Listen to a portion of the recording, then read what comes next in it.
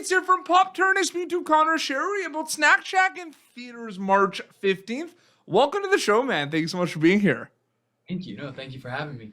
I love the film. I can't wait for people to see it. I think one of the best things about it is this just kind of takes place in the 90s, so you're going back in time for a role. This kind of coming of age, kind of homage to a lot of these kind of, movies from the 90s and 80s a little bit. I think my favorite thing is you and Gabriel, this kind of back and forth banter. It just doesn't stop in this movie. What was that like, kind of seeing that in the script and then actually going and filming it with Gabe specifically? Oh, it was the best. It was we talk about how it was kind of like getting to add an additional childhood best friend to your life, because I made so many when I was a kid, and then later in life you don't get to add them. Yep. I kind of felt like that, but yeah, we got to go out there 2 weeks early actually. Adam arranged for that, Adam, our director, for us to do that, and that was really crucial, because for 2 weeks we were just running around being Nebraska kids, working at the real Snack Shack, and then they just added cameras and the summer continued. So was there a lot of, obviously it's scripted, but was there room to play? Was there some improv? Like some of the things we see improv? There was. We actually just talked about this last night. Gabe, Adam, and I were at dinner, and there was a lot of room for improv, but in the final cut, it was very, very Adam's script. Yeah. So I think that helped, because as actors, we didn't feel confined, so we could be free and we could improv, and he would let things run on. But the final cut is definitely... That's Adam. Those are Adam's words, yeah. And it's interesting because I love this whole journey of making a movie, but I feel like before filming and after filming, there's so much kind of happening even before you go to camera. You're kind of reading it, you're doing table reads, you're figuring out what this character is going to be like, you know what I mean? The clothes he wears, his style. So did it feel for you on this specifically, Conor, like two journeys, like before filming and after filming from a storyteller acting perspective, or did it feel like one big kind of journey with multiple steps? It did. I mean, it definitely felt like one journey from when I booked it to like kind of getting to the end, but it also felt like I was reliving my own journey that I had when I was 14. It was all the same kind of feelings, a lot less phones and helmets, but same emotions. And then coming back to LA has been really cool too, because Gabe and I have been able to form a friendship that's outside of our characters, and Mika and all the other actors and stuff. It's cool, but yeah, it was definitely. In terms of, going back in time, I talked about that because I find that's the coolest thing, because I feel like so much is going through your mind, right? What is the main thing you're focused on a lot after you figure out you go over your lines, you know what's going to happen, but are you thinking about like the aesthetic? Are you thinking about the music, of the movie? Like, what are you thinking of in terms of going back in time? In the moment, like when you're shooting? In the moment when you're shooting, like what's going through your mind with that? It's honestly, it was, again, those 2 weeks were crucial, but Adam had these playlists of 90s music, and we would listen to those and just walk the streets. We were in the real town that he actually grew up in. Mm-hmm. So everything in the script was real, all the storefronts, all the names. So honestly, when we were shooting, it was just a matter of, the town helped so much because there wasn't anything there. So it kind of felt built. Like once we landed, we just kind of landed the characters at the same time. So it was really helpful. Now, not really a spoiler, but it's in the movie. There's a tune in the Snack Shack that you're dancing to at one point, and I love that tune. It's one of my favorite songs. Was that the song playing in did you have did you have a song playing that was that song? Do you know which song they chose? I did. So I did have a song playing. I'm not sure if it was that one, because I remember on the day they were like, anything by Dramarama is the song I'm talking about. Yeah, but I can't remember what was playing that exact day. That's interesting, because I feel like it would have been cool. Did someone because it could have been any song. It's true. And then you go through the edit. It would have been cool if it could have been Connor's choice. If you could choose the song.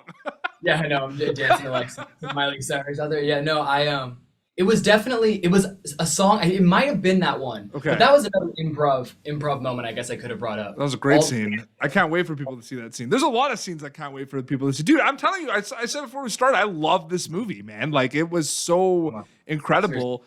I laughed a lot.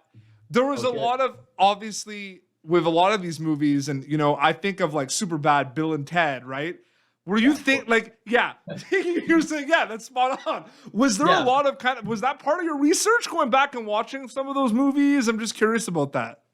Yeah, no, for sure. I mean, I watched a lot of those movies kind of leading up to it, like way back, Adventureland and Oh, yeah. Oh my God. Adventureland. Dude. Adventureland, yes. I love that movie. No, totally. It's like the classics, and I think what I really pulled from that is that so many people my age relate to movies that were made in the 90s. Yeah. So having a movie set in the 90s, it really is. It's the same emotions. Everything Yeah. when I watch Adventureland, I relate, even though I wasn't alive in that time. I will say though, and this is a credit to your incredible job in this movie, man, and your cast. It's like yes, there's elements of those movies you mentioned, and I love all those movies. You know what I mean? The Way Back, Adventureland, Superbad. But Snack Shack, it's its own thing, and I think it's just like the one thing I find really different from those is you and Gabe, man. Just the back and forth, the energy. It's like nonstop energy. Like me, like I'm an energetic guy, right? Yeah. And I just feel like there's just when you're talking, your entrepreneurship doesn't stop. You know what I mean? It's like you're on a roller coaster. You can't get off with those two guys. Yeah, no, 100%. I was like that growing up too. In my neighborhood, I was selling like lemonade stands, car washes. I was selling door to door. Every neighbor knew me. So I totally related on that front. But I think it's a really nice nod to not only the 90s, but also kind of to the Midwest. Yeah. I grew up in California, so it was a little bit different, very different. But yeah, it's just that's what we had to do. Yeah. There wasn't anything else to do in the town, like, yeah. You gotta make stuff. So. And to add to that, I mean, your character's journey day by day, running the Snack Shack in the summer with his best friend, there's these like obstacles in the way, and he's trying to figure things out and self-reflection and the people around him and everything. And it's a comedy, but it's got the self-reflection, finding yourself component of it as well.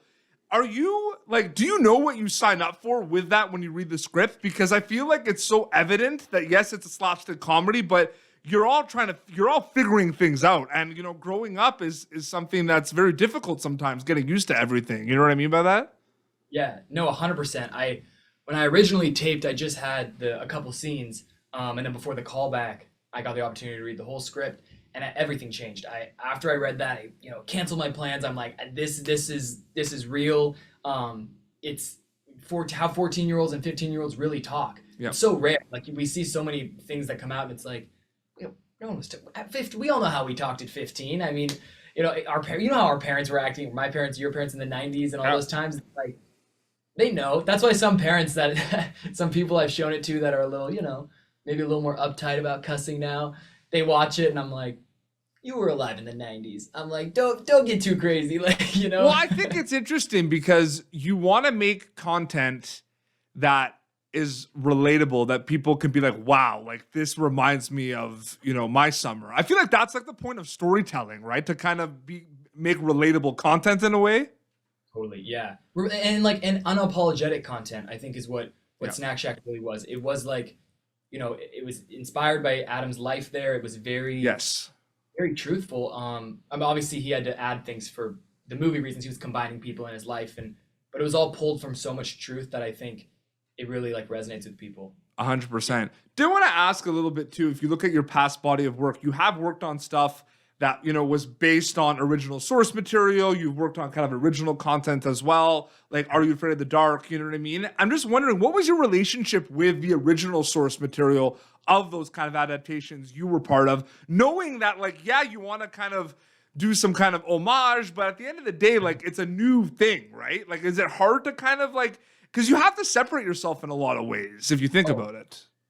Yeah, and I think so. Are You Afraid of the Dark? It's funny. I booked this when I had wrapped Are You Afraid of the Dark, and in that, not a spoiler, it actually kind of is, but it's okay. I played a character who's from the 90s on that show. So then I went from 90s to 90s. They kept the same highlights in my hair. It was very funny. But in terms of separating the characters, specifically playing Adam, he was very clear with us when we booked it that, once he cast us, the characters were ours. Yes. And it was like, and we can find, AJ within myself, and taking that pressure off was really helpful, because he was like, I didn't feel like I was doing a caricature of Adam. Like I felt like I was playing AJ, kind of through his lens. And then it made it really cool. I got to bring a lot of Conor to the role, which was me. Yeah. Cause I feel like I can't even imagine what was there a first kind of Did you have like a one-on-one like lunch or call with Adam where you just kind of broke down? Like, was there, what was that first? Okay, so what was that first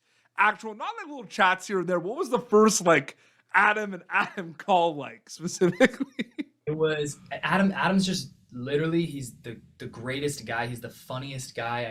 I could listen to his stories forever. We did. I mean, that's a lot of what my prep was just hanging out with him. The first time was like a Zoom. And I think we just kind of went through the script. We were honestly just getting to know each other. But the crucial part was when we were in Nebraska. Just we would drive around Nebraska City, tiny town with Adam, and the stories. My gosh, he could write 5 movies. He could write 10 movies of completely original, different stories of the Just things all that these stories. Dude, we couldn't go one block without Adam being like, "See that stop sign? That's where blah blah blah." And we're just like, "No way." So it was that alone. I mean, just being in the city, it was everyone there knew him. His dad really was the judge. So lady checking me out at CVS is like, "Oh, you're here. You're playing young Rehmeier." And I'm like, "Yeah." I'm like, "Thank you." It's it really was small town. So it was really cool. No, 100%. I feel like we were walking on eggshells a little bit with this interview because we don't really want to say much. Because I feel like, I don't know about you, I love going in fresh with movies. I don't know about you, from a viewer perspective. It's best to just go in not knowing much.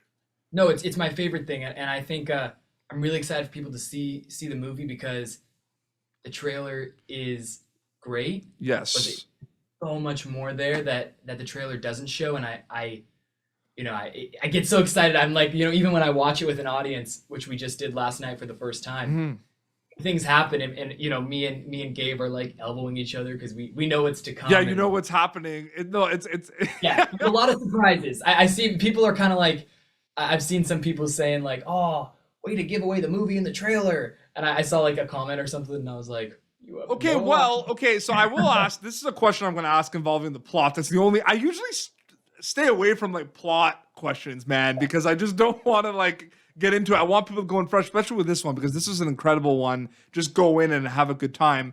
I will say though, and the trailer kind of shows this a little bit. There might or might not be a little bit of a love triangle in between friends with this, right? Where you and Gabe are going. You're interested in the same girl, played by Mika, who did an incredible job.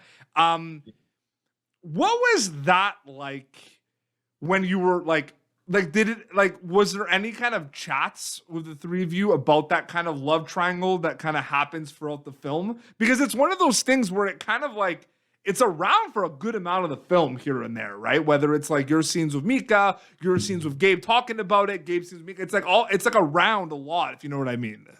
Yeah, we definitely talked about it. Honestly, though, we the three of us were really tight in Nebraska. I mean, our weekends consisted of walking 5 minutes to the pool and swimming at the pool, and then our work week consisted of swimming at the pool. So it was like we hung out a lot. We all got really close, and I think that helped. But honestly, it's so classic. I mean, there was a girl when I was in 5th grade. She dated my best friend after dating me, and I think it was like 2 or 3 days we dated. But it was like, whoa, or like, everyone remembers like their firsts, and it really is a summer of firsts, this whole movie. Yeah.